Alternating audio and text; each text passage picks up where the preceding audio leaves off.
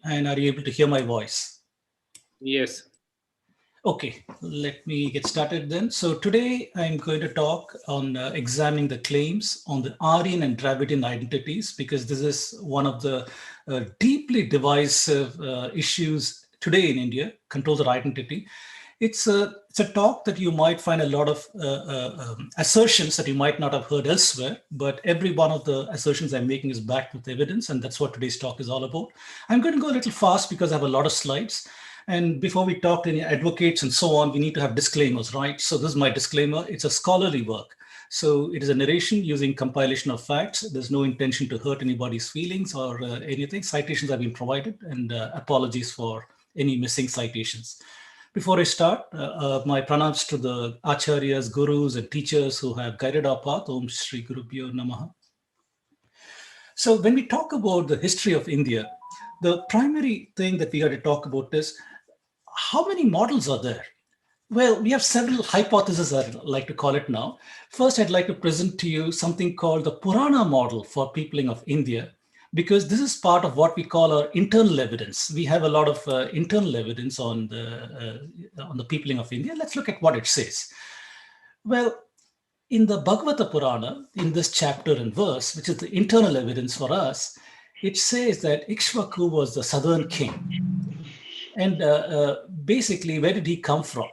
We have Vaivasvata Manu, who was a saintly king of Dravida Desha. Dravida means over here geographical region where the three oceans meet.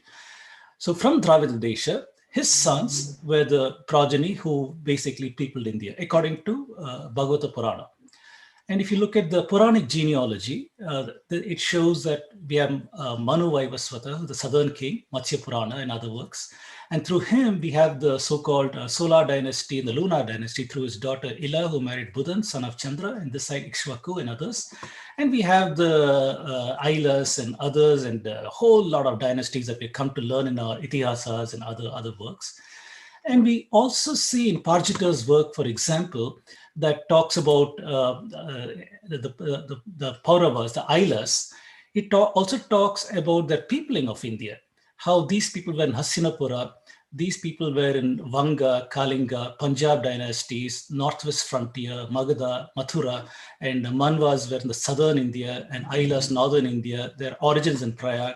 So the Puranas contain internal evidence of the peopling of India, which is neglected in today's discourse because we are told to be a secular people. So we ignore our internal evidence. So we'll try to see a little more about some of these things. There is a second hypothesis that has been thrust upon us. And this is when the Europeans came to India and they started investigating. For example, William Jones saw the commonality of languages. And he saw that the languages seem to be related. Which languages? Sanskrit, Latin, and Greek. And they started investigating on the basis of linguistics on the possible peopling of India as well as Europe and so on. And I give one example over here, the word tu, which is do in Hindi or dwa, and where it originated from and so on. This has led today with some archaeology to a hypothesis called the Kurgan or the steppe hypothesis, in which it says in 3500 BCE, there were some people who lived in the Yamnaya region between the Caspian Sea and the Black Sea, and they domesticated the horse. And once they domesticated the horse, they started spreading to the west and to the east, becoming Beakerware, Cordedware people, or the Andonovo people. And eventually by 1500 BCE, they spread out to the Bactria Margiana archaeological complex and moved into Sindh, India, and the beginning of the Aryan invasion for us. And by 500 BC, they are said to have spread throughout the Ganga plain. And you see the appearance of the Dravidian people over here, 500 BC or so. So this is the model which says Indo-European languages spread by migration or by invasion, one of the two things. And moving on, what we see is, I'd like to say that a model should accommodate all the evidence coherently. There should be little or no conflict. If there is conflict, if you propose a model, and I have some evidence that goes outside that model's area, a red flag must go up. The red flag must ask, what is wrong? Is our data wrong? Is our model wrong? Are our methods wrong? Are our inferences wrong? Where have we gone wrong? That is what we need to do analytically. And I'm sure you as advocates do that too on a daily basis. So we have got a whole lot of data for history, archaeology, genetics, epigraphy, literature, foreign travelers, sciences, script, grammar, you name it. There's a whole lot of data. And we have models like linguistics model, which I just talked to you about, the archaeology model, genetics model, astronomy, many other models. And like I say, we need to explain the context, in this case, the history of India, in a multi-dimensional context using all the data that we have coherently with little or no conflict. That's where we're going towards. What we see today is that there is a proposal that there is an ancestral language called Proto-Indo-European, from which is derived Sanskrit, Greek, Latin, and other languages. The speakers of this language had a homeland in Central Asia between the Caspian Sea and the Black Sea. And the consequence of this model, we have that Aryan invasion or migration theory happened in 1500 BCE. Therefore, Sanskrit and Hinduism is an import into India, and the so-called Dravidians are separate people. We also find that today genetics is used a lot.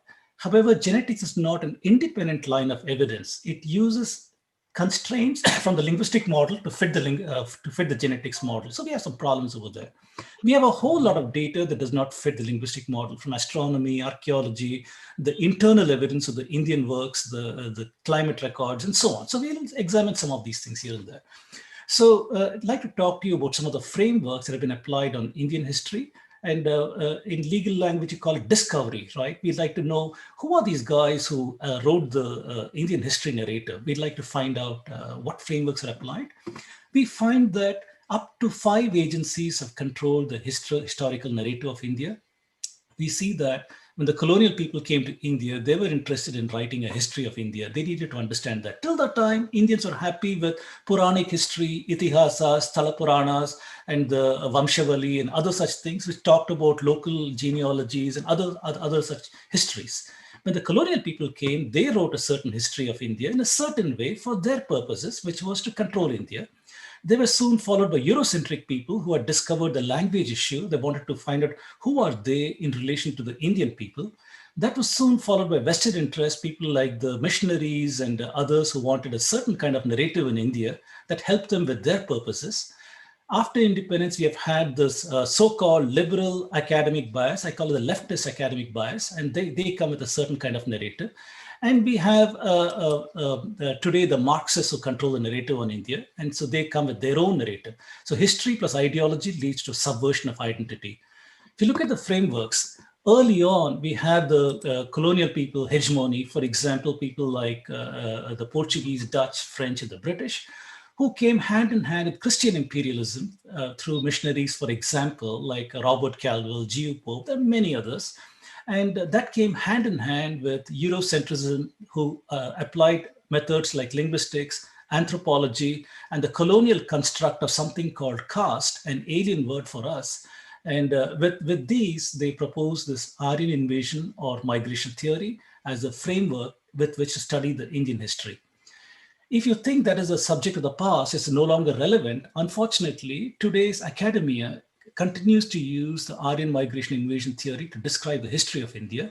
They use outsider lens, what I call etic sociology. They use experiences for the West, relevant for the West. For example, things like the divisive narratives they have, whether it is in feminism, whether it is in hegemony, slavery, and other such things. They apply those kind of lenses on India very, very ill-fittingly. They force it. I call it etic sociology, where they have the conflict model to describe all of Indian social dynamics. That is goes hand in hand with archaeology. I just showed to you Maria Gimbutas and the Kurgan hypothesis. This is Colin Renfrew from Cambridge, who talked about another kind of history. Today, it also goes hand in hand with genetics, which works with circular arguments. All of these things infringe on the Indian identity or the Hindu identity, whatever you choose to call it. And we have several divisive claims deriving from these frameworks. The mainstream says that we have an Aryan invasion of migration from the steppe, whereas the evidence seems to suggest, I put question marks here because this is the thesis towards which we are moving, whether this is an out of India, They say Proto-Dravidians are, let me hide this, Proto-Dravidians are related to the Iranian and the Elamite pastorals, but there's no credible evidence. It's not supported by internal evidence. They say Harappa people are Proto-Dravidians. It's not supported by internal evidence. They say Dravidians are driven south, again, not supported. It says through genetics, Indians are Aryans, Dravidians, and tribal people. We can show these are manufactured identities. They claim that the Vedic system subjugated Dravidians and caused poverty, but we can show that invasions are responsible for widespread poverty. So we have very, very divisive claims today in India. And we'd like to start looking at the evidence. I open the question, are we Aryans and Dravidians? To open that question, I start with the antiquity of human presence in India. If somebody comes and tells you, do you know that there is evidence of human presence in India going back to 1 million years ago? Many of us will be shocked, but then this is from a science paper in Science in 2011, Shanti Papu, Akhilesh Kumar and others, who discovered several tools. This is one example of a tool that is found in southern India, in this case in Tamil Nadu. And they use this method called optical luminescence. It's a scientific method where you can calibrate in the lab and find out how old a rock specimen is based on the number of the kind of electrons emitted from it. Anyway, it finds that 1 million years ago, we have human presence, and we can ask a question, 1 million years ago, what kind of humans lived in India? Science is telling us that there have been very many species of humans going back to 10 million years ago to the earliest apes to Homo erectus, who lived from approximately 2 million years ago up to about 600,000 years ago. So this is an artistic representation of the Homo erectus, known to have lived in social groups. This is the range, Africa, all of India, and some parts of Southeast Asia. They're known to have used fire. Their cranial capacity is supposed to be smaller than the modern human at 1,100 cc. They use stone tools, 70 kg, 6 feet tall, and so on. So the surprising thing is the same researchers, Shanti Papu, Akhilesh, in a later paper in 2018, they came and said that they found tools in Athirampakam in Tamil Nadu, where these tools were dated to 350,000 years ago. So if you go back to my earlier note over here, we have Homo erectus that are supposed to be extinct by this time frame, and Homo sapiens have come into the scene only for the last maybe 100,000 years or so. So the question comes, who was making these tools in India 350,000 years ago in the Tamil Nadu region? And these are the kind of tools they found. It's very specialized tools. Remember, note that some of these tools are good for tearing the skin. Some of these things like arrow point to go and kill some animal. Some of these things to scrape the meat from the skin so that can be used as a cloth and so on. So very specialized tools are typical of Homo sapiens, increased cranial capacity. The Homo erectus could not have made these kind of tools. So people asked, if modern humans only appeared in India about 100,000 years ago, who were making these tools in India in this time frame? Very interesting question. I'll not address that here. Also, there was a skull found in the Narmada Valley in 1982 by Arun Sonakia, and they initially thought this skull was a Homo erectus. But then this professor who from USA, he studied this and said it should be assigned as an early Homo sapien because the cranial capacity comes to an upper limit of 1421 cubic centimeters, whereas the average for Homo erectus is only 1000 cc. So very, very intriguing that perhaps Homo sapiens lived in India much earlier. In DNA studies, people have used something called maternal mitochondrial DNA, which is called mtDNA, to show that there's an out of Africa crossing about 85,000 to 75,000 years ago. And a group of individuals, they crossed from Africa, Oman, and so on, crossed into Sindh and the triangular part of India, all the way to Sumatra and other places.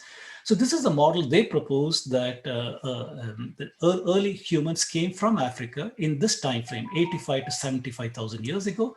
And it's very intriguing when National Geographic tried to go around India trying to get genetic samples in support of this theory.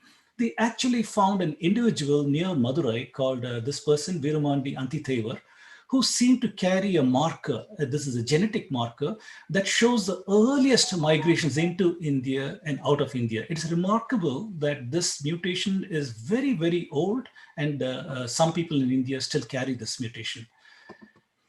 Several artifacts have been found. This one is a paper in Science in 2020 that says that the bow and arrow discovered in 48,000 years ago in a cave in Sri Lanka near the Fahian Lena. It's a cave, and they found artifacts that show bow and arrow in use in India and other surrounding areas. These are some of the examples they found over there: spear points and knives and blades and several other things that shows the technology of the people 48,000 years ago. If you look at the archaeology from 40,000 years ago, you find all over India, we have got artifacts. And we have, whether it's in Soan Valley or the Bias Valley or in the river valleys in India, in Krishna, in various other places, we have got artifacts. That is the bottom line, that India has been deeply settled for the longest time. That is the message that comes out of this. Here is another paper from Antiquity in 2009 that is talking about Jwalapuram. Jwalapuram is in Andhra Pradesh near Kurnool, and over here they found a rock shelter, 35,000 years of artifacts where people have settled in this rock shelter areas. Here are some of those artifacts. Then again, various parts in India. If you go to Bhimbetka in Madhya Pradesh, 35,000 years ago, we see rock paintings which also show horse with a rider. In Kerala, Edakal Caves 9,000 years ago, we got artifacts that also shows proto-writing. Then Ketavaram, Andhra Pradesh 8,000 years ago, Ramachandrapura in Telangana 12,000 years ago, Birana, Rakigari in Haryana 10,000 years ago, urban artifacts and so on. And this is very, very intriguing, and I thought that this audience will like it. Today we have a place called Pumpuhar that is just to the north of the Kaveri River where it meets the Bay of Bengal over here. We have Pumpuhar over here, which is the capital of the early Cholas around from 300 BC and so on. It's a harbor that is frequented by the Yavanas. It is a place of commerce and trade. It is mentioned in Roman works like Periplus of Erythraean Sea, mentioned in Tamil literary works like Manimekalai and other works. So very, very interesting to study a little bit of the history of Pumpuhar. In 2020, August 2020, in Current Science, Professor Ramaswamy, he came out with his works. He worked for more than 30 to 40 years on Pumpuhar. And towards the 2020, his research took an accelerated turn where he was able to uncover several amazing artifacts. More than 15 to 25 kilometers from the coast of present-day coast, he found that there were ancient harbor settlements that are today underwater. He found several evidences of human habitation about 25 kilometers outside the present-day shoreline. And why has it submerged? Because in 15,000, 18,000 years ago, we had a mini ice age going on, the late glacial maximum, during which the sea level was much lower because water was locked up in ice. And eventually, as the ice melted and the water levels came, the seashore receded, if you will. So in this paper, he's talking about some of these things. And here he's saying that the past shorelines, 20,000 years before present, they found it at 125 meters depth, 15,000 years before present at 110 meters depth, 11,000 years before present, 50 meters depth, and so on. Very, very interesting to see the methods that he's talking about over here. And here are some of the artifacts that you can see. He's found underwater these kind of ruins. Of course, these are later periods of Buddha Vihara, the broken jetty, and this very ancient circle, terracotta toys, and other things. So they have used ROV-based optical and sonar methods to get this data and got the remains of these things. And we can see over here in this picture how they use sonar and UV underwater sonar survey to do these things. And going on, very, very interestingly, he's showing how the shoreline was resettled around 7 times as far as Pumpuhar is concerned. He's saying 18,000 to 8,000 years ago, the shoreline, Pumpuhar was somewhere over here. It moved until this point. Then from 8,000 to 6,000 years ago, from this point, it moved to the present day Mayuram. And from P4 to P5, 6,000 to 5,000 years ago, it moved from Mayuram to Sirkari. And from Sirkari, it moved to Nangur, 5,000 to 3,000 years ago. And finally, the present day, where it is today, around 300 BC or so. This is the Chola capital of Pumpuhar, the port of Pumpuhar. Very, very interesting to see in southern India how an ancient artifact going back to 18,000 years ago. Also, we see in Birana Rakigadi about 10,000 years before present. We have got artifacts in various layers as reported in ASI, GR Mani and Rao in their papers. They have reported artifacts in these various layers. In Maharashtra, we have found rock art. We can see them. Deccan College has reported that these are at least 10,000 years ago in cultural proximity to Bhimbetka in central India. In Dwarka, this paper, which came out in episodes in 2003 from NIO in Chennai, India. So these authors, they took a ship off to the coast of Gulf of Cambay over here, and they did sonar. And through their sonar, they found there was a 9-kilometer long feature 40 meters below the sea level, which they're proposing looks like a seawall. They also dredged up a piece of wood, which they were carbon dated in Germany as well as in Hyderabad, and came with dates of around 9,000 years before present. And very interesting to note this. Professor Ramaswamy also says that the same artificial harbor structure that he found in Pumpuhar is replicated in the underwater sonography in Dwaraka. He proposes that it's a technology that has moved northwards from South India to Southern India northwards. It's moved northwards. In Harappa, we see several artifacts, 3,500 BC to 1,800, very lovely ones. Recently in Sanauli in Uttar Pradesh, we have found chariots with horse-driven chariots in essence, going back to 2,200 BCE and so on. Very, very interesting once again to note these things. In Kiradi is in the news in these days on the banks of the Vaigai River, and we have found several interesting artifacts, remains of brick flooring and walls and exposed terracotta pipes. The last time we saw terracotta pipes was in Harappa in India, going back to 3000 BCE and so on. And this is reported in this paper, in this 2016 paper. And several artifacts have been found in Kiradi. I put some of them over here, terracotta figurines and other things. There is also evidence that Tamil Brahmi, kind of a writing has been found in some of the pottery shards, as well as pestle, mortar, ivory comb, and water pot, all kinds of beads, jewelry, and these are the things found. There's hint of an industry in Kiradi. If you take a look at the weaving industry, glass beads, spear points and dies, gaming pieces and other things, it shows an urban settled culture in India going back to an ancient period of time. I don't want to go into the dating of Kiradi. The carbon dating that has come is suggesting that it was around 600 BCE. However, I believe it is much more ancient than 600 BC, and there are some reasons for that. I have a paper on this in academia.edu. Interested people can go and see it from there. In Adichanallur, which is in this place near Thoothukudi in Tamil Nadu, we find urn burials, and we find this pattam, which is a gold diadem, iron, as well as iron implements. We find what is called Mother Goddess. In India, we have no idea what Mother Goddess is. All of us know what Shakti is. So we find a bronze of Shakti in 1500 BCE, and several interesting artifacts have been found in Adichanallur. And going to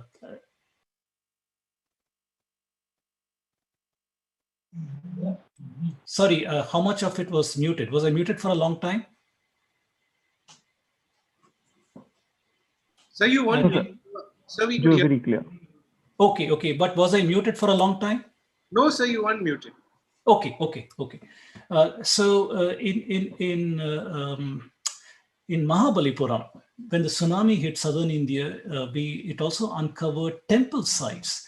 These temples are brick temples and other stonework, granite slabs showing different periods over here. This is very interesting because it is showing the evidence of common culture throughout India, at least in Tamil Nadu, going back to more than 2000 years ago, which is contrary to some of the assertions that have been coming out of there politically these days. So the conclusions from Antiquity of Indians is we have material evidence of human presence to 1 million plus years, artifacts from all regions in India. And I ask the questions, is it possible for such a vast population to be replaced genetically? If not replaced, can it be genetically overwhelmed by outside DNA? And I ask the questions, why is there no evidence of invasion, large-scale movement? And why is that? Internal evidence, not a single Indic text mentions inflow of outsiders. So these are questions that we need to ask if we have a logical way to go about this. So I'm going to give you a quick roundup of evidence. Typically, this is about a 4 or 5 hour talk, but I'm going to show you with some evidence working towards these goals that Aryan invasion migration is bogus, the Dravidian identity is equally bogus. So going back to the earliest ones, Marshall was the one who uncovered the Harappa archaeology way back in 1910s to 1920s. And he did not see any contact between the Harappans and the so-called Aryans. And he proposed that Mohenjo-daro had thrived from 3250 and ended in 2750 BCE. Very, very important to note this, ending 1,000 years before the so-called arrival of the Aryans. That is what you see here. What happened was a later archaeologist, Wheeler, he shifted his chronology forward in time from 2500 to 1500 BCE. Therefore, he could say that invaded Aryans had brought the end of the Indus cities. And he read the Rig Veda, Purs, and other things as Indra was one of the, because he's called Purandara, the destroyer of forts. He wanted to read that as a person who had destroyed the Harappa civilization. This Michael Danino is bringing out in his paper in 2016. Further, we find embellishment in Harappa archaeology. For example, the Marxist writer like Kosambi. Kosambi is a father of Marxist history in India.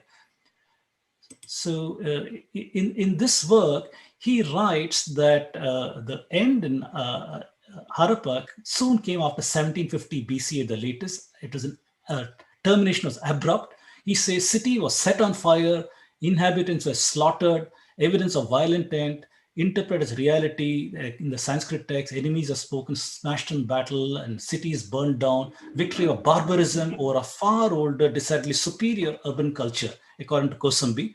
And Michael Danino brings out this embellishments that was done over here. And if you go further, these are all challenged. For example, P.V. Kane, in 1953, he's saying extrapolating a man-made destruction of a huge city like Mohenjo-daro from finding a few skeletons is unjustified. Dales, another researcher in 1964, he said the skeletons in question belong to different periods, not even the same period, but different periods.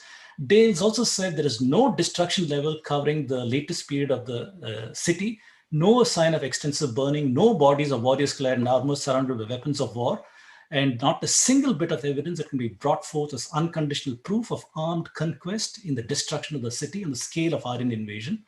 Then Kenneth Kennedy, we encountered him when we talked with Narmada man. He's a bone specialist. So he came and said there is the injuries in the bones of most Mohenjo-daro skeletons had healed well before death. The same situation is there at Harappa as well. So bottom line, there's absolutely no evidence in the archaeology that suggests an invasion, though it has been manufactured. The linguistic model, what about that? I'm quoting two specialists over here. This is Kazanas, Nicholas Kazanas, a Greek specialist. He wrote these two books over here. In his view, the mainstream academic publication subject of reconstructing Proto-Indo-European language is worthless. And Srikant Telegiri, who wrote these books, he says the Proto-Indo-European homeland, he said, if instead of Central Asia, if you put it in Northwest India, then it starts making sense. Much of the archaeology and the data and the methods start making sense, but only if it were to be located in Northwest India and not in Central Asia. That is their very, very brief ideas. What about River Saraswati? Saraswati is an enigma because it's spoken of in the Rig Veda as a huge, powerful, mighty river flowing from the Himalayas all the way to the ocean. And the problem is this river dried up in 1900 BCE, according to the geological studies. It dried up by that time. How could the Aryans who came in 1500 BCE have seen a mighty flowing river and referred to it so? So in order to solve that, the Marxists and the colonialists decided it is a mythical river. So they say it's a mythical river. So a lot of work has gone just to show that there was a river.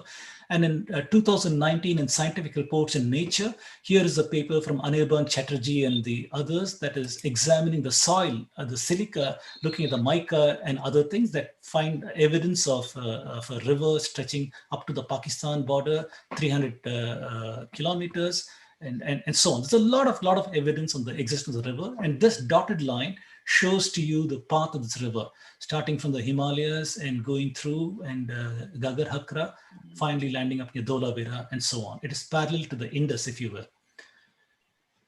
There is a lot of evidence in the internal text, the internal evidence in the text of India, especially the astronomy. Astronomy in India, we can take the astronomical evidence, observations that are encoded in the Indian text, and we can date them precisely because there is a phenomenon called precession of equinox. Because we know this precession of equinox results in a movement of the Earth such that where it is pointing today in the northern sky, the Polaris, it traces a path in the sky that takes a circle about 26,000 years before it finishes the entire circle. Because of that, where certain nakshatras are in the sky at the points of equinox or solstices, they keep changing over time. So by looking at the observations in internal text, internal evidence, we can call out the date of some of these things. For example, Nakshatra model in Atharva Veda in Taittiriya Samhita is a pretty ancient one. Vedanga Jyotisha, another work, can be dated to 1400 BCE based upon the astronomy. Shatapatha Brahmana by Rishi Yajnavalkya has got a statement that Kritika never surged from the east. This can be dated to 2982 BCE. We have a calendar reference system where all the planets are clustered in the Revati Nakshatra that can be dated to 3102 BCE. We have stories in our Rig Vedic texts and others. For example, Aditi with Punarvashu as vernal equinox appearing over there, that can be dated to 6000 BCE. We have stories of Surya, Sanjana, and Ashwinis and so on, referring to a heliacal rising of the sun in the Ashwini Nakshatra, dated to 7200 BC. There's a proper motion of the nakshatra called Swati, the star called Arcturus, in the Surya Siddhanta, an ancient mathematical astronomy text of India, that can be dated to 8000 BCE, and so on. We have many of these things. And the question that we need to ask is, how can Vedic concepts be embedded in astronomical observations long before the so-called Aryan invasion?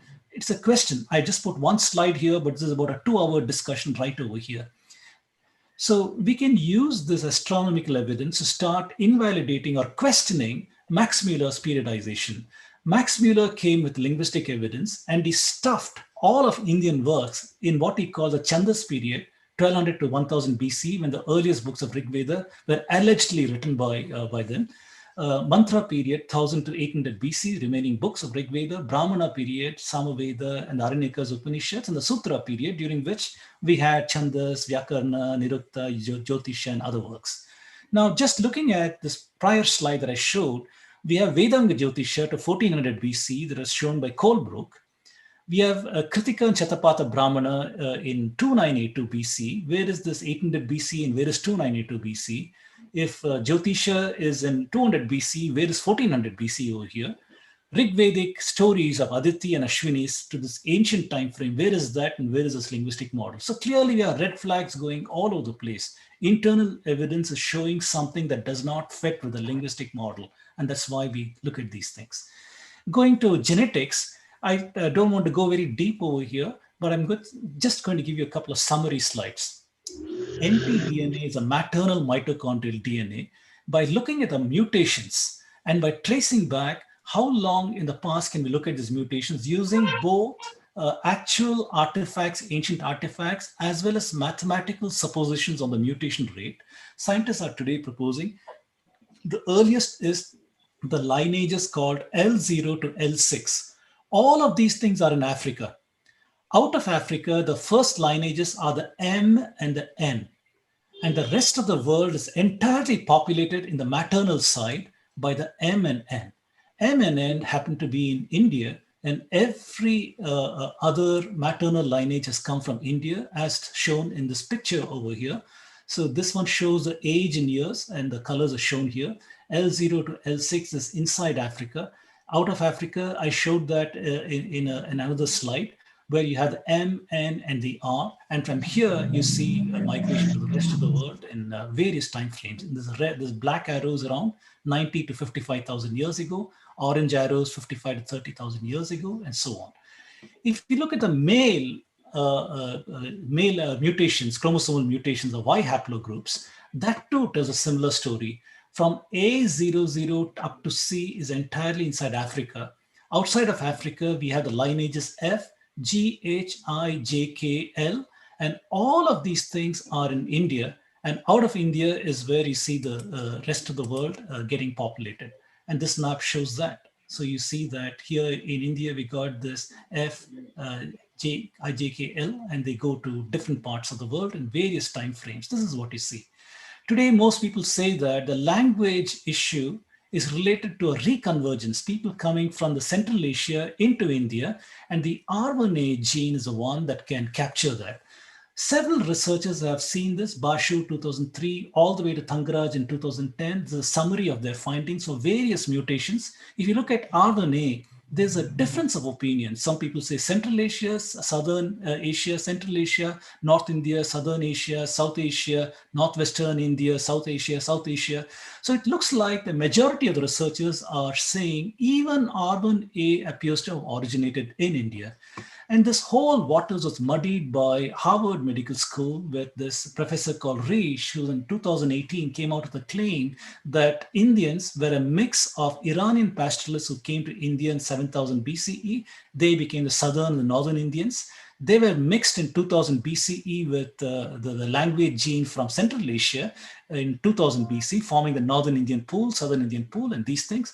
At that time, I critiqued the stock greatly in 2018 and 19 in several talks, where I said, where is the internal evidence showing up over here? We had the Vedas, Puranas, several of these references, Bhagavata, Vishnu, Vayu, Brahmanda, Matsya, Rigveda are talking about this. Does this mean that I throw out all the evidence, internal evidence of my people, and go with the mathematical works that you've done? Where is the reality? I talked about the drying up of the Saraswati in 1900 BC that led to an outward migration. There was a 200-year monsoon failure in 2000 BC that led to an outward migration. Where are those things shown in this work? So I critiqued all of those things, saying that this is an incorrect work. And sure enough, in 2019, they published a new paper where they had taken additional data points from Iran in so-called cultural proximity with India. And they went back on their earlier claim that there was an Iranian pastoral component 7000 BC. They said that is not true. Indians were probably of a different clime over here. However, they maintained their earlier supposition that Aryans had come into India in this time frame, which I'm continuing to contest in several ways. There's also this Harappa paper that came out at the same time, Vasant Shinde, Reish, and others, that is talking about the Indus Valley Cline and how it is unrelated to Anatolian farmers or Central Asians and so on.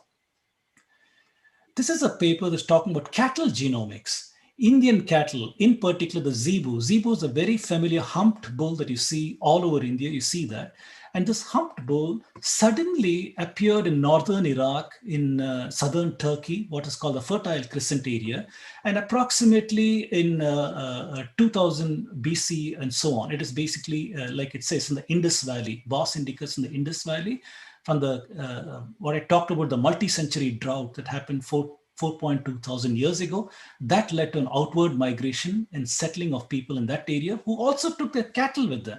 So that is then the Akkadian seal, for example, Lower Museum today showing Indian longhorn buffalo and so on. So cattle genomics is also talking about an out of India migration. It is not an into India migration. We also see in this paper in 2018 evidence of wild rice cultivated in India 9,000 years ago. This invalidates a claim that agriculture was invented in Turkey and spread to India along with the language migrations. There is also evidence of mouse migration. The genetics of the mouse shows in this particular paper in genome biology, this researcher is saying that the ancestor of the house mice is in India. It is from India it spread to the rest of the world, Madagascar, in Africa, Europe, China, other places.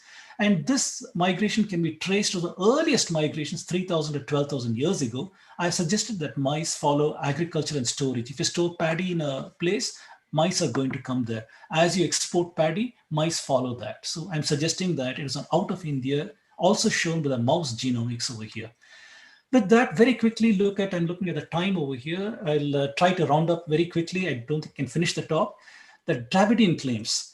Today we have uniquely Dravidian claims to Tamil Nadu, the non-issue in Karnataka, AP, Telangana, Kerala, and other places. There is claim that there was a sunken continent called Kumari Kandam. Harappa people are Dravidian. Aryan invasion drove Dravidians to south. Aryans suppressed Dravidians, and so on. Many, many ridiculous claims are made over here. First of all, the manufacture of Kumari Kandam. Kumari Kandam appears in Kanda Puranam, written by Kachyapa Shivacharya in this time frame, where Shiva worshipping Brahmins lived, nothing to do with land laws. However, 20th century Tamil supremacists, they seized upon the failed theory of Lemuria to support an idea that there's a lost land all the way from southern India to Madagascar to Australia. And the question is, can we validate this using science? And sure enough, I talked to you about ice ages, I talked to you about Pumpuhar and other things such as exposed during the last 18,000 years ago when there was ice ages, water locked up in ice and the sea levels are much lower. And we have evidence of human habitation up to 25 kilometers or so outside the present day shoreline. So I'm saying areas 122 meters and less sea level would be candidates for Kumari Kandam. During the late glacial maximum 13,000 years ago, this is what we see. If you look at Google Maps or Google Earth, you can see the altitude, and you can see that it's all meters over here. There's 3.7 kilometers, 3.8 kilometers, and so on. So we find that there is no evidence of shallow land anywhere over here. You have deep ocean, 4.5, 5.1 kilometers, 5.2 kilometers. If you come closer to the continental shelf of India, here we have several candidates for Kumari Kandam, if it existed at that time. For example, here it's 10 meters, 91 meters, 150 meters, 8 meters, 100 meters. We saw Pumpuhar and other places. So if there was Kumari Kandam, it would have been in a narrow area over here. And definitely southern Indians were traders who were corresponding to other civilizations using the sea. However, it is not a continent-wide place as suggested by some. People also make claims that Tamil script is the oldest. We'd like to see what is the relationship of Tamil script to the known scripts in India. Three hypotheses are there, for example, the Indus script, for which we have evidence. One hypothesis says it does not encode a language, it's just a sign. For example, today you got signboards like this, it is just a sign. Some people say it encodes an Indo-European language. Some people say it encodes a so-called Dravidian language. And there are some scientific studies done on this. Professor Rajesh Rao, who tried to see, is it non-linguistic or linguistic? So he had some works where he encoded protein, music, and other random works. And he found that they all clustered in one cluster over here.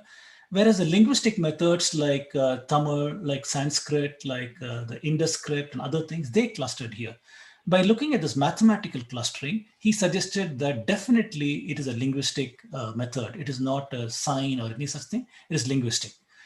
There is one person called Srini Kalyan Raman, who's in Chennai. He suggests that it is a rebus. A rebus means that it is more of a sign, and he uses concepts from Indian linguistic area to try to talk about this.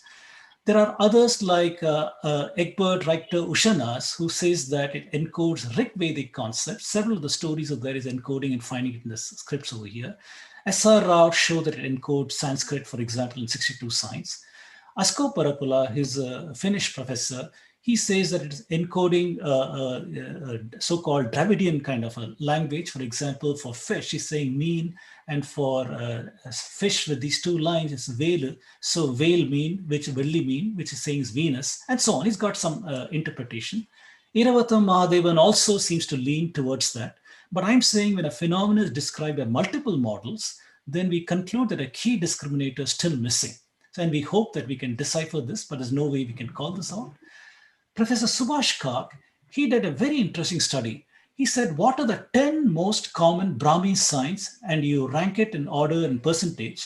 And the 10 most common Indus signs from Mahadevan's catalog. And he does this. And he finds there is a one-to-one correspondence. If you just look at these things, look at this 3 and look at this 3 over here. Look at this figure, look at this figure over here. Look at this figure and look at this one here. So we see there are some correspondences that are showing up. So he seems to suggest over here that Brahmi evolved from the Indus script. Here's one more paper from Subhajit Ganguly who says how the Indus script could have evolved into the Brahmi script, and he suggests that. And the colonial historians also studied this. However, they said Phoenician is the oldest script in accordance with biblical ideas. And they said from Phoenician, it went to Archaic Greek, Roman, and English, and on this side to Brahmi script and to the modern Nagari. However, there are some issues. I don't have the time to talk about this, but we can totally tear this down saying this is not correct. Today, we see all modern scripts are related to Brahmi, whether it's Bengali or Oriya, Gurumukhi, Kannada, Telugu, Grantha, Tamil, or in Malayalam or Sinhala, Burmese, and others. They're all related to the Brahmi script. And the Brahmi script is supposed to have gone to all parts of, to the east of India. And I'm saying also to the west. It's not shown here in the west because of some problems in the narration of our history. In Bet Dwaraka, we have got evidence from some archaeology over there where they found pottery shard with this lettering over here, which is dated to approximately 1500 BCE. So this is what we call a transitive Brahmi script. It is going from the Harappa to Brahmi, transitive. S.R. Rao has interpreted this as Sea Lord, protect over here. And Tamil Brahmi, several artifacts have been found all over Tamil Nadu, various places, whether it is in Sri Lanka or whether it is in various places. I won't go deep over here. The oldest that we have found is in Paradi in around 500 BCE. We have found this. It is found in a pot. They found some paddy stored in it and did some carbon dating. That's how we know about it. And Tamil too can be shown from Brahmi onwards. To the left, it's the Vattarithtu, which goes on this side. And on this side, it is the Grantha from Tamil Brahmi to Pallava Grantha, Chola Pallava, Vijayanagara, up to modern Tamil. We see an evolution that has taken place in various things over here. We also see non-Harappa references to writing. Several people like Max Muller's referred to Sutra period, Panini is referring to Lipikara, Manu is referring to forgers of land. Not only is a Lipi in Lekita, he's also referring to forgery in land. Yajnavalkya is saying writing was done in cotton cloth or copper plates. And Megasthenes is saying Indians had mileposts and road names, which means a literate society, and so on. Very interesting. So the conclusion is Vaigai River excavation, Kiradi, carbon dating is very ancient. And we saw Indus script, 3 hypotheses encoding sign, Aryan. We talked about Brahmi derived from Harappa script, transitive Brahmi. And the oldest Tamil Brahmi is in 540 BCE. It gave rise to all Indian languages. Several references are there to writing in ancient Indian literature. Evidence is inconclusive at this time that Tamil Brahmi is the oldest. What about language? Script and language are two different things. If you look at the evidence for Tamil, we find David Shulman is saying Tamil might have originated from Tam, which means our own sounds, and so on.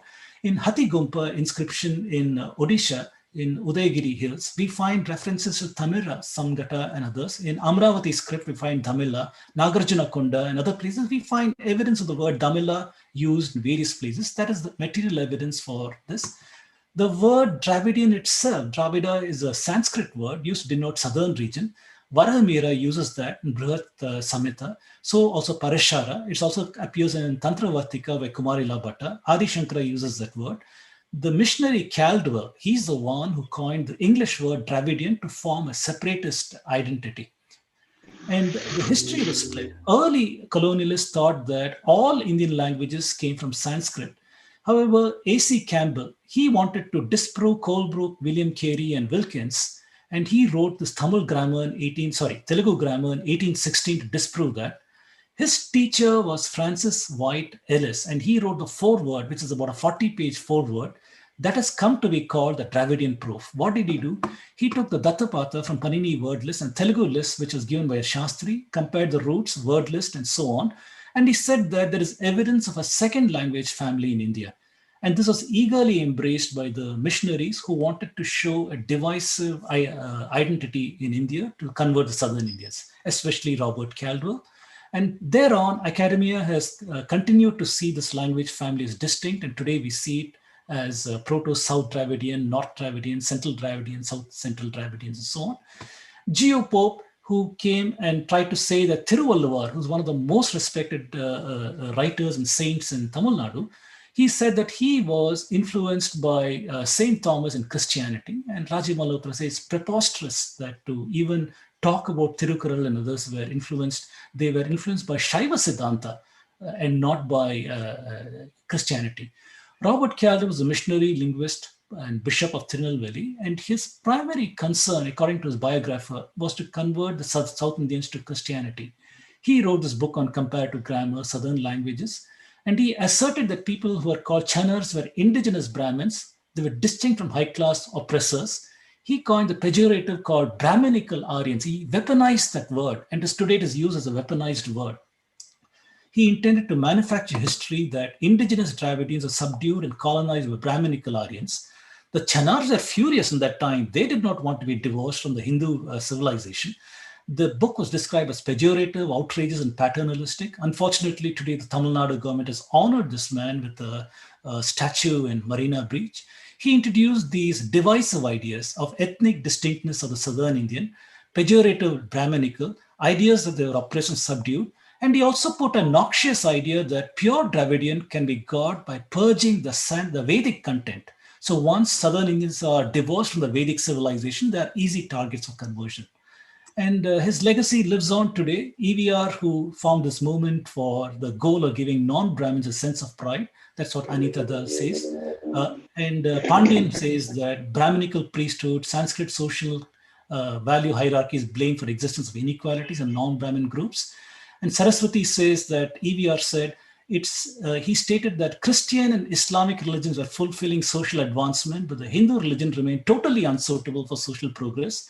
And he also wanted to have a separate Dravida Nadu, but then the British failed to give it. Unfortunately, his legacy lives on today with these divisive, wrong ideas encoded into the philosophies of these political parties that exist to the present day. All are based on spurious identities and spurious histories. And I give this slide for shock value over here. I just put a section of writers, Abhinavagupta, Adi Shankara, Agatyar, Andal, and many, many others going up to Yajnavalkya over here. Who here is talking anything about Aryan invasion theory or North Indians? They are North Indians, we are South Indians, they are separate people, we have been fighting, they have been subjugating us. Not one Indian internal text is talking anything other than we are one people, one philosophy. That is what is the context throughout India in many, many, many, many periods of time until the British came about 200 years ago with the Christian missionaries and put that idea into our heads. And today we run around saying that we are Aryans and Dravidians based on these spurious notions that have been colonized into our minds literally today. Dr. Danswamy was a retired ASI general, Tamil Nadu Circle. He asked, is Vedic religion imposed in the South? In his book, Tamil Nadu Land of Vedas, he examines literary works, epigraphy from Sangam era to medieval. He concludes that Vedic practice is deeply ingrained, as old as the earliest literary works. One more professor, Shulman, from Hebrew University, he wrote this book, Tamil, a biography. And here he examines again a number of literary works. He says that erasure of Tamil intellectual tradition is a tyranny born of linguistic nationalism. Shaiva Siddhanta is distorted as non-Brahmin and as a Dravidian religion. He says the British missionaries, educators promoted Dravidian, non-Brahmin, non-Sanskrit past. He concludes that never was a time that Tamil existed independent of Sanskrit. Very, very interesting conclusions. Quickly wind up, I just have a few more slides here. In Adichanallur, in Perambalur, we find artifacts. Nobody speaks about these things. From 2500 BC to 500 BC, the burial sites in Adichanallur are seen in the southern periphery of ancient settlements. In Vedic times, we always had that town planning would put the graves and cremation to the south because that is Yama's direction. Gold diadems are found. Even today, we use gold diadem at weddings in northern India, for example, southern India. Also found stone Ganesh and others. A trident was found, a Trishulam, identified with Shiva, that has been found in this area. Then they found an assist human skeleton sitting cross-legged posture, like a yogi sitting in meditation. So very, very interesting to find that from the earliest artifacts in material evidence, we have got that a common practice throughout India was followed. Nobody talks about this. Instead, people today say, look at the skin color. Oh my goodness, that person is so fair and I'm so dark. Are you telling me we are one people? No, no, no. We are two races in India. This is a kind of common pedestrian thinking. Unfortunately, in genetics, we are able to describe exactly what is this. There's a mutation, an allele called SLC24A5. This appeared approximately 30,000 years ago from a common ancestor. It is in the 15th chromosome of the human body. If you have this, it controls the expression of melanin. And the melanin is something that controls what is the skin tone that we'll take on as a result of exposure in different latitudes. People who live closer to the equator will take on a darker tone. People who live in the northern latitudes will take on a lighter tone. And this is present not only in southern Indians, northern Indians, also in Europeans. This is responsible for skin tone, and not that we are two racially different kind of people. So ridiculous assertions are there. Conclusion, we have examined some assertions, Dravidianism. The fact that Kumari Kandam stretching from Australia to Africa is unlikely. We talked about Brahmi, not sufficient evidence of Harappa being Dravidian. Division of Indic languages into Indo-Aryan and Dravidian is based on Ellis's hypothesis, but that needs re-examination. We didn't talk about Shiva and Karthikeyan. Nagaswamy and Schumann are identifying Vedic in the oldest Tamil literatures. And we are also seeing color differences are due to this mutation. And Dravidianism is a spurious manufactured identity based on some of the evidences I presented. I don't think I have time to talk about the pan-India unity. I just wanted to show that there is a continuity of civilization in the archaeological record from Harappa through the so-called Vedic times. The clock that we use all over India, we see the Muhurtas, we see Nakshatra model, the solar model, we see Adhika Masa, cycles of Jupiter, cycles of Saturn, including Samvatsara cycle. If any of you have gone to, where is this place near Tanjavur, we have this Murugan temple in, I forgot the name of the place. In every step of the temple, you have 1 year of the Samvatsara cycle. That is there even in southern India. You have the 19-year moon cycle, Yuga models. These are common throughout India. Wherever you go, the calendar is lunar or solar, whether you go to Tamil Nadu or other places, we see a commonality with variations. The variations always suggest how ancient a culture is. And if you look across India, whether it's in dance and whether it is in art forms, whether it is in food and other such things, worship, epics, sciences, mathematics, medicine, grammar, the idioms that are used, everywhere we are seeing pan-India cultural similarity. Unfortunately, people have amplified the regional differences as endemic of two people. This is very, very unfortunate. So the story of India is vast, complex, and multidimensional. The Aryan Dravidian identifiers are spurious. I presented evidence against several things, a linguistic model over here. I've shown a pan-India script deriving from Harappa and Brahmi. I've questioned the received wisdom of Dravidian proof, presented pan-Indian astronomy. I didn't do that in detail, but showed some antiquity, questioned the validity of utility of genetics, various dimensions of cultural similarity. And the bottom line is India is united by its ancient culture and heritage.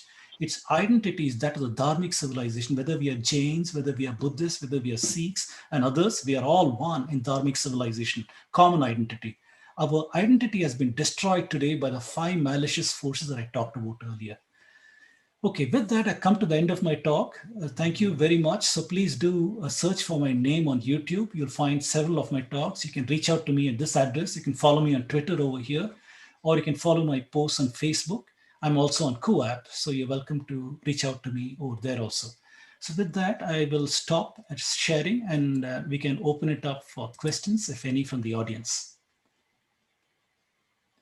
Doctor, with your permission, we have with us another luminary in history, Dr. Chitra Madhavan. I would request her to unmute herself and add to the topic if she so desires. Yes, please do.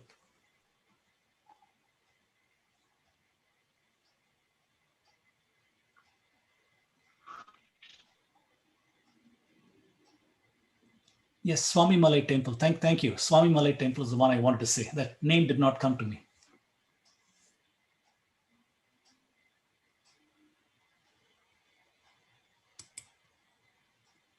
Yes, please go ahead.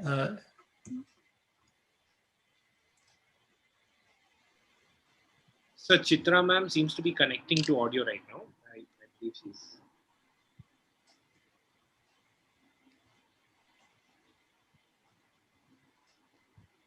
Chitra ji, sometimes you disconnect and connect again. You might be able to connect better.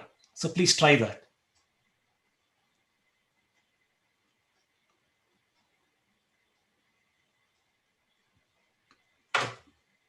In the meantime, maybe you can take some other comments, Vignesh or Avinash.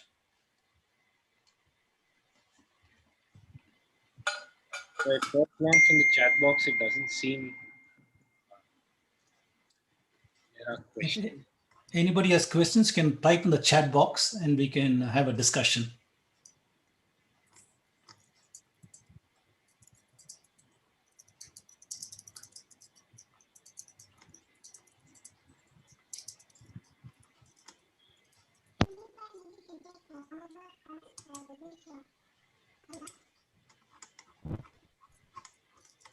So there's a question from Mr. Lakshmi Narayan. Can you please speak about the Brahmi language that is considered as a Dravidian language?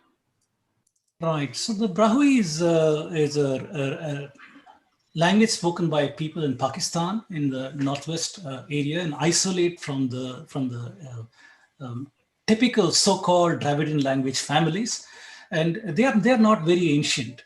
They are supposed to have been scattered perhaps around the time of the Islamic invasions. Around that time period, they have been scattered into that area. So they're certainly not a very ancient remnant of this language family.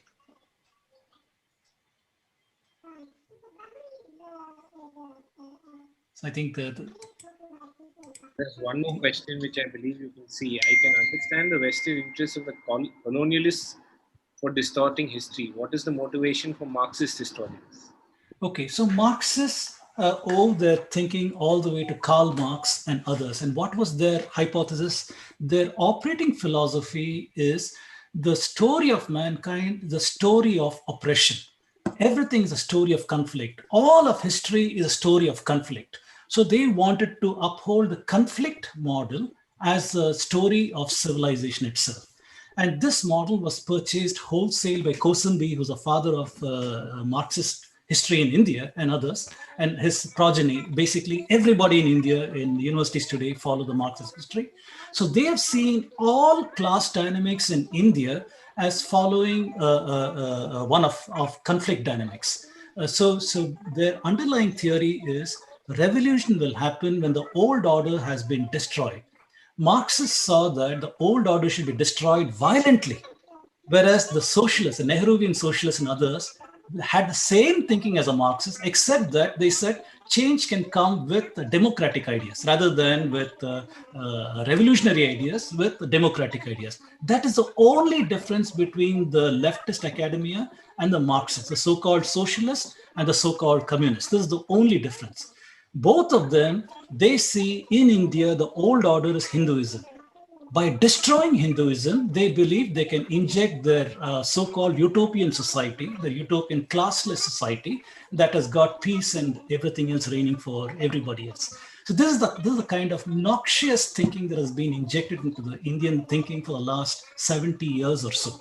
And we are subject to this kind of thinking. So the five forces, starting with the colonials wanted to control India.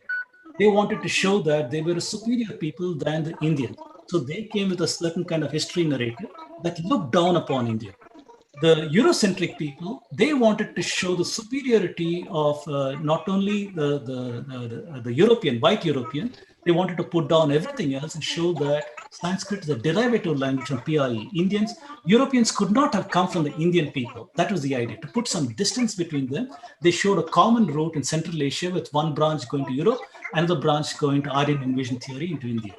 The third is the missionaries. Missionaries, like I gave an example of Calville and Pope. Now, there are many, many others, Carey and others, who wanted to divide India. Once they could show that Aryans came into India and they subjugated the original inhabitants, they amplified the hatred. They amplified the hatred of people with manufactured atrocity literature so that they could divorce them from the Hindu tradition and convert them. This was especially followed in Bengal, in Tamil Nadu, and other places. They followed this with great success. They were able to do it. Until today, even today, the same thing is happening. Then, since India got independence, Nehruvian socialists, they were the academia. Academia is importing the Western lenses. Whatever is taught of in the West, postmodernism or any other kind of feminism studies, they import these lenses, force fit them in India. Whether it's relevant or not, the angry white male has become the Brahminical male in India. Although there is no evidence of the Brahmin male having power or wealth at any time in history, that does not matter. So it is just force fit over here, and the conflict dynamics is upheld over here. And finally, the Marxists. Ever since Indira Gandhi made a pact with the devil, literally in 1972, we have had this Marxist controlling the education sector in India for the last 50 years. They have purged the internal scholar completely from every academic framework. So the only thing taught in academia today is their version, which is conflict dynamics. So these are the five frameworks, and those are the reasons why they do it.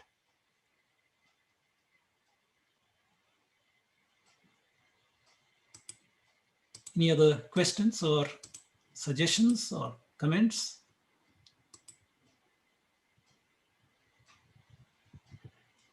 Avinash or Vignesh, please request Chitraji to reconnect. She may not be able to hear us. Sorry. So ask her to disconnect and connect again, and that will help her. So I believe maybe you can call her on the phone and tell her. Some problem in the connection ma'am is facing.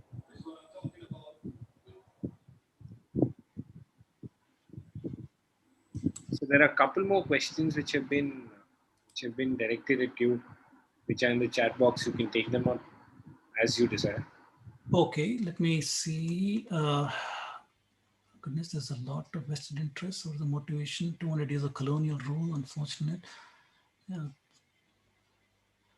Can you give some feedback on as far as Russia or Armenia? And yes, if there is a lot of evidence that one can see, empirical evidence, if you were to go around and look at the histories of Slavic people in Russia, in Eastern Europe, if you were to look at the histories, including in nearby lands like Kazakhstan and other places, obviously Southeast Asia is filled with Indian culture. Even today it exists over there. It's not been wiped out by Islam. But in several other places, Christianity and Islam has wiped out the earlier traces. Today, the Slavic people can't reconstruct their history. The Nordic people can't reconstruct their history beyond Christianity, because early Christianity was like the Taliban of today. They went on erasure, just like Theodosius did in the Greek culture. Theodosius, after Constantine, they basically wiped out the Greek history, their books, their culture, civilization, and everything that showed evidence of contact with India.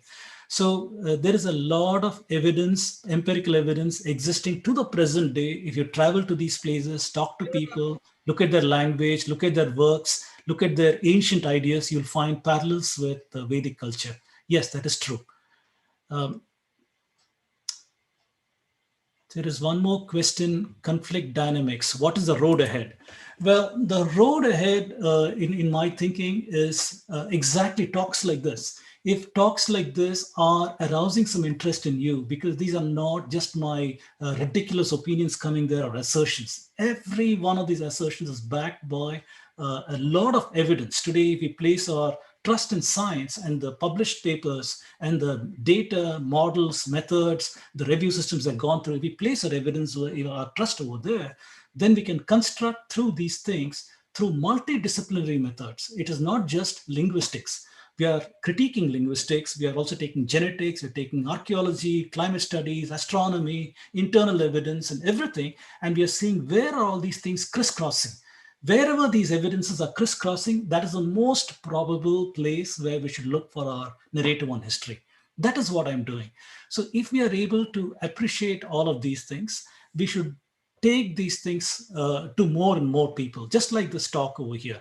Show people that there are some ideologies that have imposed on our thinking today. Like I said, the colonial, the Eurocentric, the missionary, the leftist academia, and the Marxist. Each of them have a vested interest in showing Hinduism as backward, retrograde. I say Hinduism is a catch-all for all the dharmic civilizations, as retrogressive, backward, primitive, superstitious, on the basis of inimical translations done by colonial scholars and other such people. These things have led to this kind of a thinking. So contest them. Try to see where is the evidence for any of these things. Once we contest them, once we show that our minds have been deeply colonized by these five forces, we might be able to deconstruct our thinking. We might be able to make sure that we are decolonized. And we really do need to be decolonized over here. And I think these kind of evidences can help us. So if you're convinced about these things, please do read more and please do convince others to realize these things. If we don't do this, unfortunately, India will continue around this fractious path that we are in right now, with the southern identity going off one way, that Tamil supremacy and other such things. Northern India, some other kind of waves, and see in the Punjab lands, we see certain things happening. All kinds of breakaway issues are happening. Everything is rooted in the identity issue. Once we are proud of our identity, we'll have no problem. But Nehruvian socialism has seen to it that we cannot connect to our past. Everything has been thrown away as superstitious, backward, primitive, and irrelevant. So it's very, very, very unfortunate. I've given hours-long lectures in the knowledge systems of India. If you have the patience, please do go and see them on YouTube, where I've shown the enormous connections of India with the ancient world in knowledge systems, how Indian knowledge seeded the world civilizations, how today we are a recipient of that same knowledge system. However, Nehruvian India suggests that everything we had is irrelevant, superstitious, backward, and primitive. And that is the thinking with which every school child today is graduating. So we are graduating generations and generations of deracinated people. This is the unfortunate reality of India. So critical to deconstruct and to make sure that we understand this conflict dynamics, and to understand that we reject them, completely reject them in every sphere that we are. If people were to bring about this conflict dynamics in public sphere, we need to call them out as either ignorant people or people who are intent to amplify the hate dynamics. We need to do that and show that there's a different history altogether. There's a different narrative over here.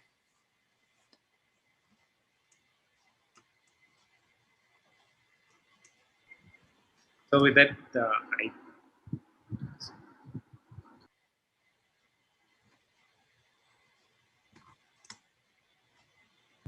yes, I believe Chitra ma'am has joined, ma'am.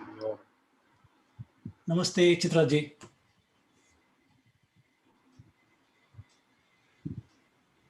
I have a question. Yes, please. How does the Kiladi evacuation change the narrative? How will it change the thinking? Okay. So Kirti is very important. It is very important in my perspective, because there is a narrative today in India that says once the so-called Aryans had colonized the Indo-Ganga plain, they chased the original inhabitants down to the south, who became the so-called Dravidians. So it also implies there cannot have been a Dravidian civilization older than 500 BCE, because that is approximately the time frame for the colonization of northern India. So any Dravidian cities or other things must be older than 500 BCE and backward and primitive in earlier times. That is the way the history is being presented. If we can show in Vaigai River we had the civilization that is very ancient, that completely belies this kind of a narrative coming over here. So this will be one more nail in the coffin of Aryan invasion theory, if we can show an ancient southern Indian civilization. That is why I am super excited at Professor Ramaswamy's work at Pumpuhar, showing that there was ancient civilizations there who were trading with various parts of the world. I've done much more work on this in other talks. There's no time in this talk to talk about it. So the Kiradi is important, Adichanallur is important, Arikamedu is important, Edakal is important. All these are important because they are pieces of a puzzle over here, which are not being connected too well in our narratives. We tend to see them as isolates here and there, doing a little bit here and there. But for the most part, if you talk about history of southern India, they'll tell you there's a megalithic culture over here, Stone Age kind of people who had iron also, by the way. But from 2000 BC onwards, and these are primitive people. It's only after 300 BC you'll see somebody called Cholas over here, Sangam literature here. These kind of common writing is there. My belief is it is far more ancient. I believe in southern India we had many trading civilizations, trading with various parts of the world in various time frames, and they were responsible for some of the knowledge transfers also in ancient time frames. And if you see my talks, you will understand where I'm going with. So Kiradi is important, so that is the bottom line. The carbon dating inquiry so far has stopped at around 580 BCE or 600 BCE. That's the time frame they have stopped with the material layer taken, I think, still at the 2 meter or 3 meter depth. They've not gone to the earliest layers. Earliest layers are 4.5 meters from the ground. That's the level, but they've not found carbon artifacts for dating yet. So hopefully they'll be able to do better works. Professor Ramaswamy has collected a lot of carbon material from various layers in Pumpuhar. They are currently under carbon dating. I am eagerly waiting for his publication to see what he'll report. So with that, I think with your permission, we could close this meeting. Before I do so, I must thank you for giving such a well-researched talk on a topic which not many people seem to have delved into in detail, especially the detail that you have. And definitely there's a lot of food for thought that we have to take back with us and a lot of reading to do to completely understand your talk. I have seen a lot of messages in the chat box which have requested your contact details so that they can get in touch with you, I believe, after they do such reading. And with your permission, sir, I would share your details with them. Certainly. I request people to search for my name, Raj Vedam, on YouTube, and you'll find several of my talks over there. So please see them and also share them in your circles so more people become aware of some of these problems with our history. Sir, thank you so much once again. And with your permission, sir, I'm so sorry. I believe it's daytime and you'll have to get your other chores, sir. With your permission, I would close the meeting. Thank you. It's been a great pleasure and an honor to speak to you all.